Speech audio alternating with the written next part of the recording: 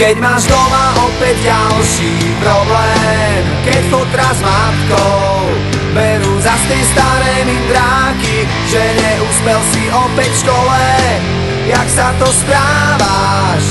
A čo to nosíš za známky, keď frajerka ti spáva s iným, s ktorým si včera pil minimálne do rána a sám si opäť zostal s tými, ktorí ťa vedú nevieš kam. Keď včera bola tma, tak dnes príde ráno a s ním sa skončí